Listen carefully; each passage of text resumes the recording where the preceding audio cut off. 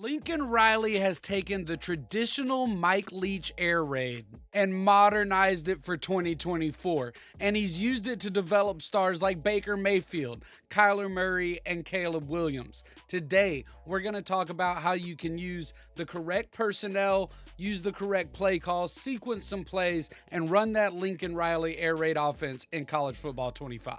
All right, here we are in the USC Lincoln Riley air raid playbook, and we're going to talk about some of the basic concepts first that make it an air raid offense. The original Mike Leach air raid offense is really based off of a handful of passing concepts run out of a handful of formations.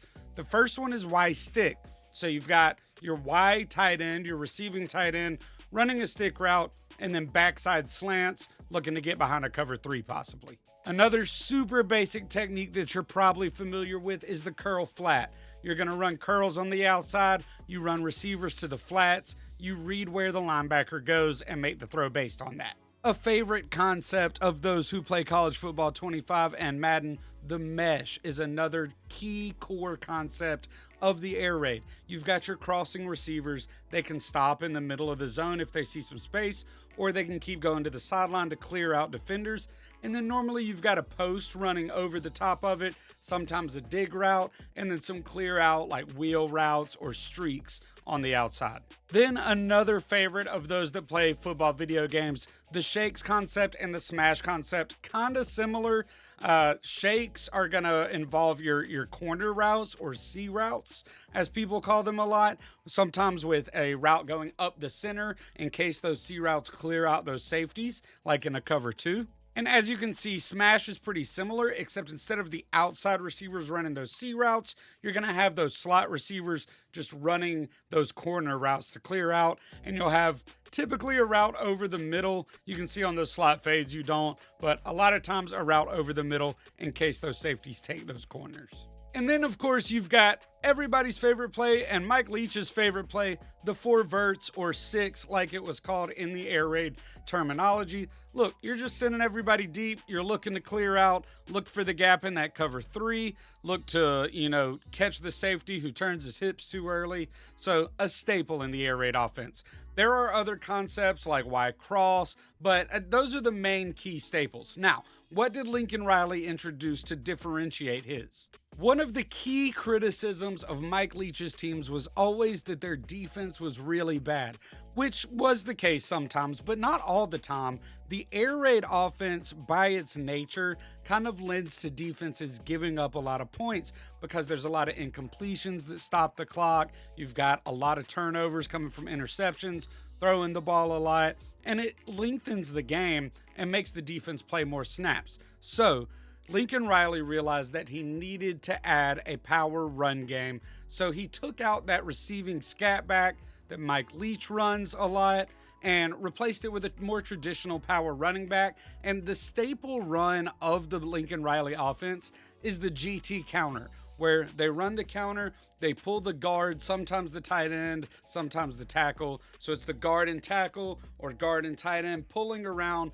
and leading up into the gap for a nice big run. They like to run it a lot with orbit motion and off of RPOs, looking to get their playmakers into space. All right, let's talk a little bit about personnel here. We're going to go through each offensive position, which archetypes I recommend that you get based on the abilities in Dynasty mode. I'm going to try to give you a couple examples of each, except for the offensive line.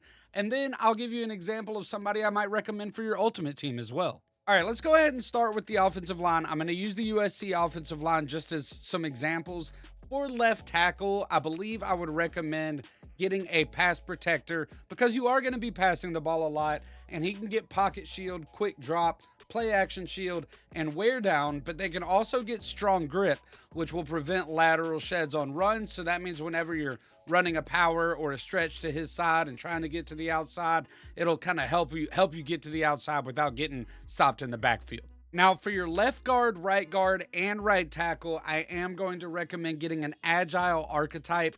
They can get second level, which improves when they get to linebackers and DBs. They're blocking. Screen enforcer for screens. They get the option shield, so improve option blocking. Quick step helps them with pull blockers. That's the key thing, because you're going to be pulling a lot in this offense with that GT counter. And then they can still get quick drop, which improves their movement on pass blocking as well. And then for center, I'll let you choose depending on whether you want to run more or pass more. By design, it's more of a passing offense, so you might go pass protector like Jonah Monheim here for USC. Or if you're going to run the ball a lot more, you might go with that power archetype. Agile, not really necessary since they're not going to be pulling a lot. So with this power archetype, it will help you run the ball a lot more. All right, let's talk about tight end. At tight end, you're going to want either possession or vertical threat, but really the tight end is used a lot in the slot. Think about Mark Andrews from Oklahoma. I would recommend vertical threat, and the first one that I'm going to recommend is Oronde Gadsden II for a potential Syracuse rebuild. He can get sure hands, recoup, cutter. Balance gives him protection from hit sticks for those balls over the middle. And then 50-50 is going to give him improved jump ball ability on passes downfield and in the end zone. Another vertical threat tight end that you could try out for a nice rebuild would be Landon King, the tight end from Utah. He is a junior vertical threat. If you choose to go for a possession tight end in a rebuild, Jacksonville State tight end Sean Brown has 83 speed. He's a possession receiver. So if that's more your speed, there's somebody you can check out. As far as options in Ultimate Team go, obviously if you can afford him, this Jack Velling is really good. I sold him because Hunter Henry is also really, really good. Only 100,000 coins. Same with Tyler Warren, the tight end from Penn State.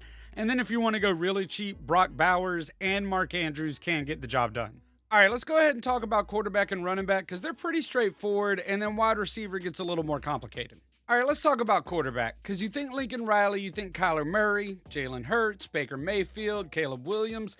You might think you want an improviser or a scrambler, and you could be right. You can really go with whatever you want, but truly, I feel like the best ideal set belongs to field generals, and then if you can find one with like 82 or so speed, that'd be great. But you get the sleight of hand for boost on play action.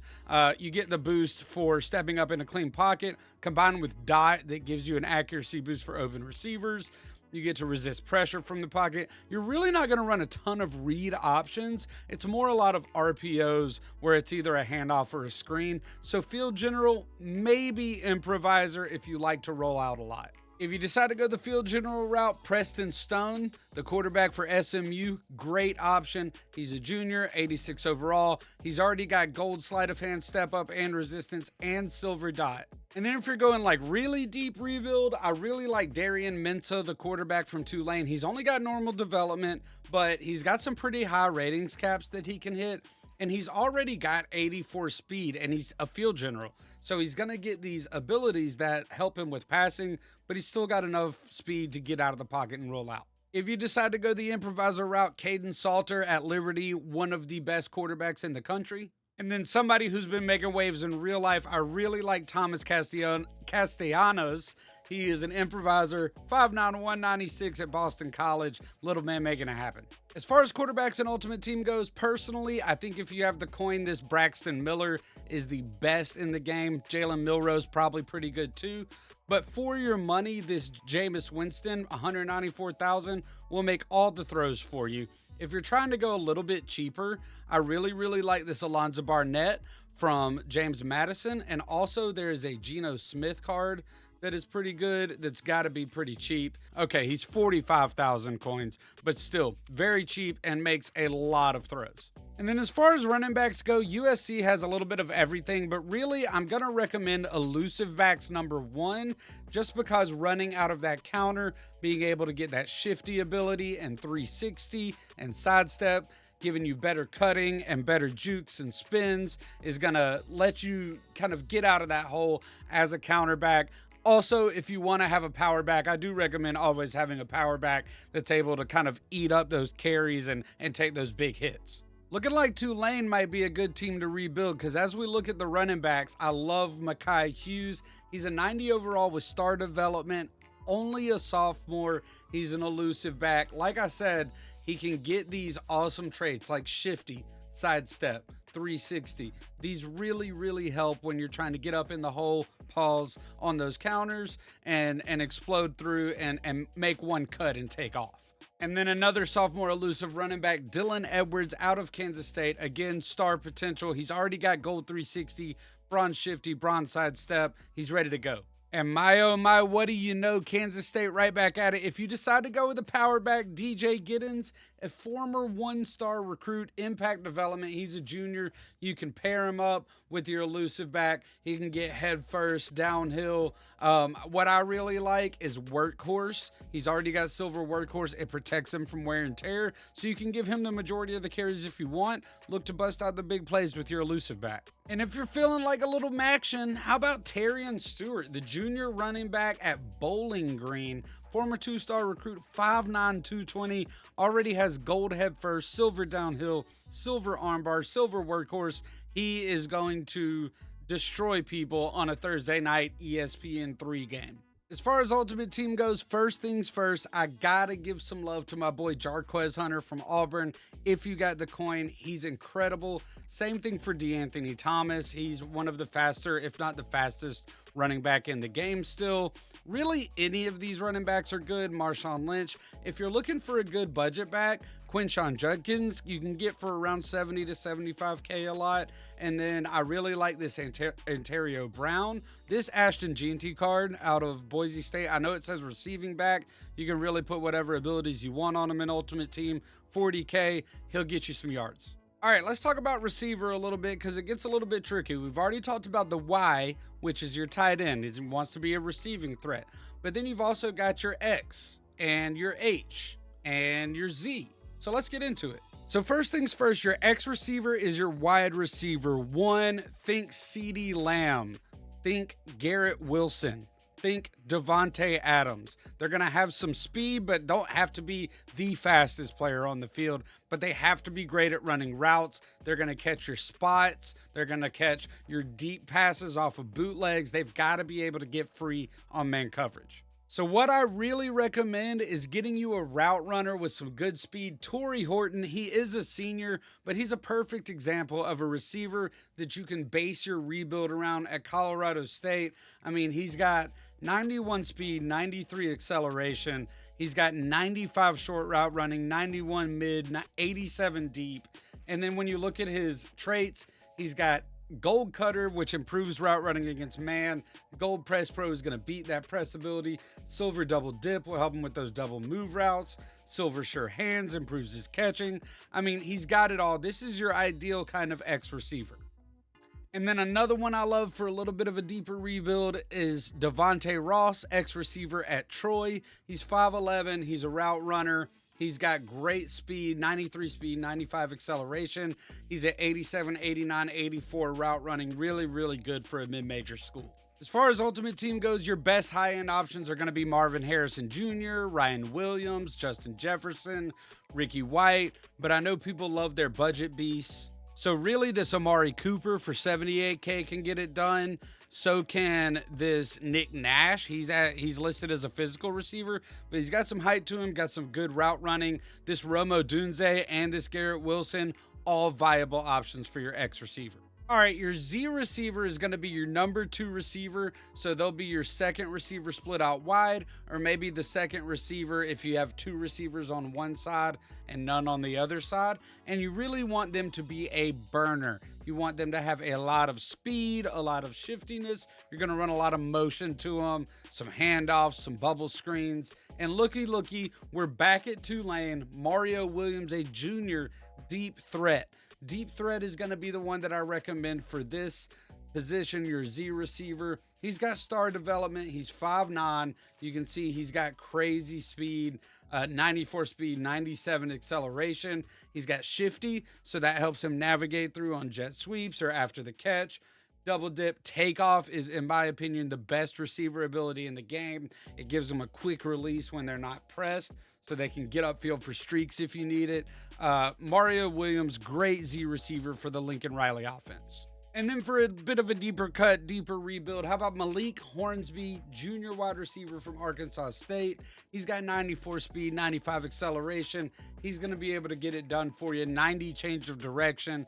Great for jet sweeps, bubble screens, orbit motions, whatever you need. As far as Z receivers go for your Ultimate Team, the top options are going to be Rondale Moore, Really good option is the Colin Lacey if you got him from season 2. Just anybody with really, really high speed, Tavon Austin, those are all your high-end options. But if you're looking for more budget options, this Jimmy Horn Jr. has 88 speed, which is pretty good. I think 91 is the top speed right now for receivers, and only if you have it. Zay Flowers is really good. He's got really good stats for run after the catch. So there's a couple options if you're kind of low on coins. And then finally, we're going to get to what is called the H receiver in the Lincoln Riley offense. This will be what you put as your slot receiver in your depth chart. They're going to be basically your third receiver, especially when you run like 4 wide with the Y, the tight end, and one of the slots. Your other slot receiver, that's your H right there. Or if you run trips to one side with the tight end on the other side, the H will be there in the slot. And they don't necessarily have to be super fast, though speed helps.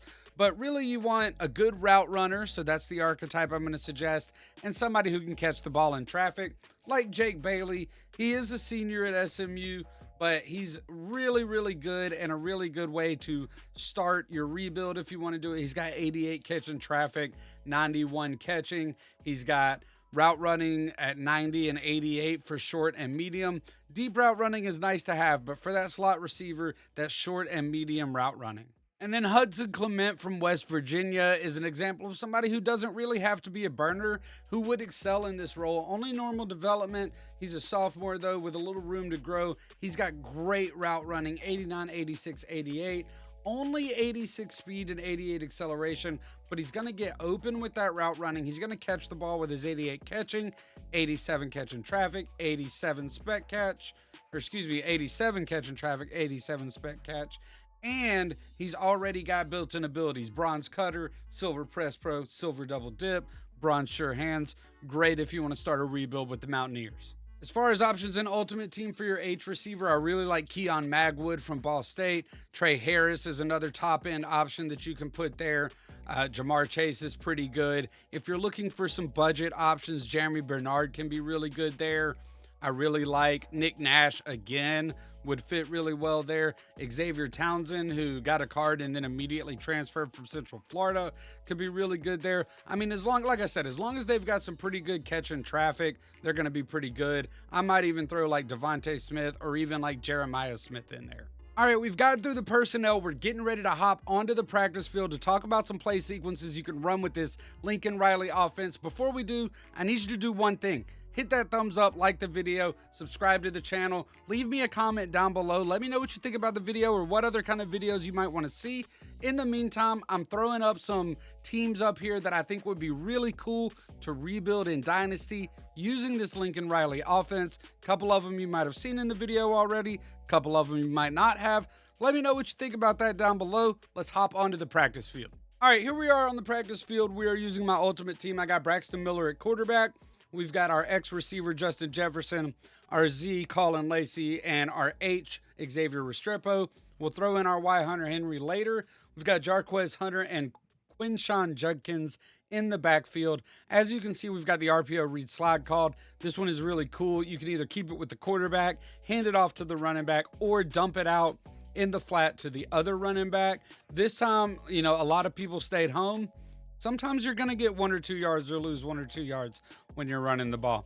This time they stay home again. Again, like we talked about in our RPO video, sometimes it's best to just take a short run.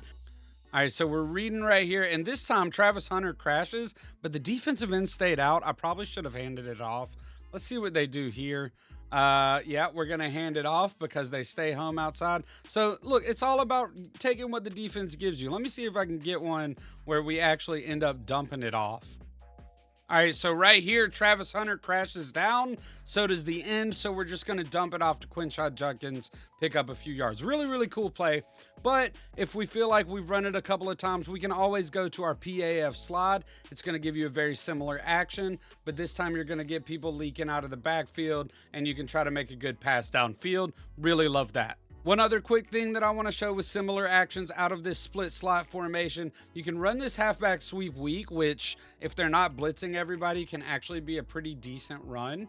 And then this PA sneak bang right here is a similar handoff motion. So if you've been hitting them with the sweep weak a lot of the times, you can hit them with that PA sneak bang, and it'll give them a similar motion and really clear up the potential for a pass there. Let's move on to the next formation, doubles Y off. All right, we're in doubles Y off here. So we've got our slot receiver and our X receiver to the left. We've got our Z on the right, and our Y is offset on the line. And we've got this GT counter called. It's a guard tackle counter, the guard and the tackle pulling around. And this is really the base of the offense. It's a little bit slow developing for a run play. So it's super important that you've got a good offensive line and you don't hit turbo until you're through the gap, because defenders will disengage. But as you can see, even when they're blitzing a lot, this play is really great for opening up some gaps. Now, we've got some actions we can run off of that in this formation.